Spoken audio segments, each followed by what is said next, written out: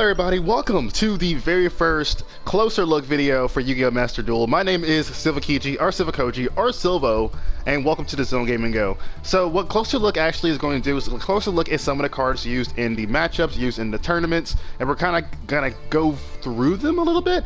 It's not super in-depth or anything, so we're not gonna, because there's a lot of cards in this game. We're not gonna go through everything, we're just gonna go through the gist of it and basically show exactly why this card is, good to use, and pros and cons of using the card. So for the very first episode, and this is going to be kind of like scattered around because I really don't know how I'm going to actually make these videos yet, so this first video is going to be kind of weird. So the first card we're going to be talking about for this series is going to be Lava Golem.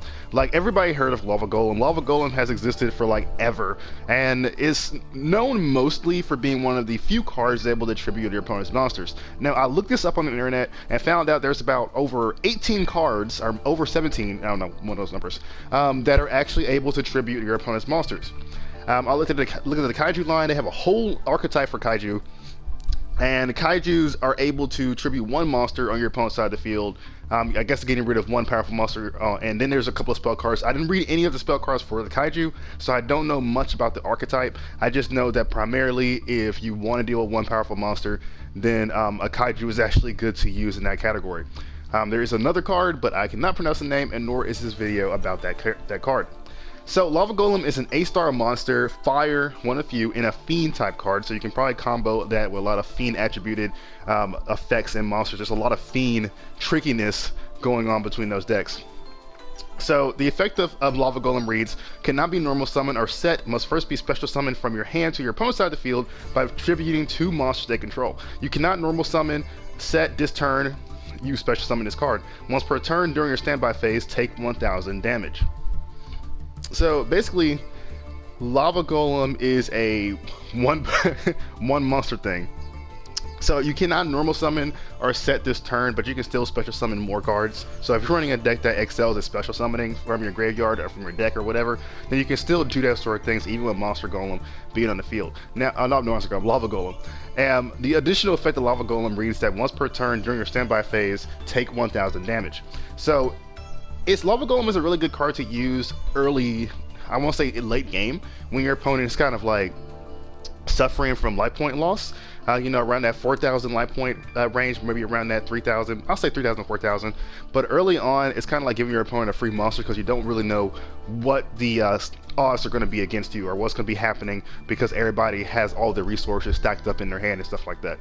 But the best part about this card of Lava Golem, not the 1000, but is the ability that allows him to take away 2 monsters on your opponent's side of the field, 2 powerful threats, or 2 cards that may be super needed for your opponent to actually run their engine. This is like including tuner cards, cards that consist of XYZ summoning, maybe a link card, stuff like that can actually cancel your opponent out really bad, because links as well as tuners are very, very important resources for a lot of decks. It can also shut down pendulum decks really easily if they're not in the pendulum zone, of course, and it's very good against dragon decks because dragons excels at things being on the field first before they can actually do anything or putting things in their graveyard. So Lava Golem is an excellent card when dealing with situations. Now, sometimes you can have a Lava Golem on your hand and have no access to it because you really can't summon it yourself if you need it. So you can't rely on this 3,000 attack in order to actually give you that edge, especially at 2,500 defense. Now, you can use cards to take that away. I believe there's Mind Control or Brain Control. I forgot what it's called. I believe that is limited. I haven't looked at the actual list for this game. I'm not really sure if it's limited or not. But we're kind of looking at that in a minute. But let's kind of discuss a little bit of what can actually prevent you from getting destroyed by Lava Golem once you actually put onto the field. So you got some options here, like the I just literally just put it in. Let me get the card back. So I actually had Sword of Revealing Light up on here. So Swords of Revealing Light. So in case you guys don't know what Swords of Revealing Light is able to do, it basically stops your opponent from actually attacking you. Hey, there we go.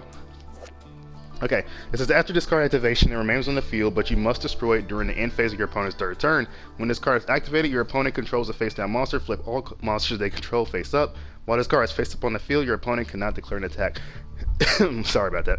This is actually a really good card when dealing with strategies involving the lava golem, placing the Sword of the Villain Light and enabling you to basically stop your opponent from going in, just in case you can have enough time to kind of reach around and get behind it. Now, please be note, it is a spell card still, so it can still be destroyed.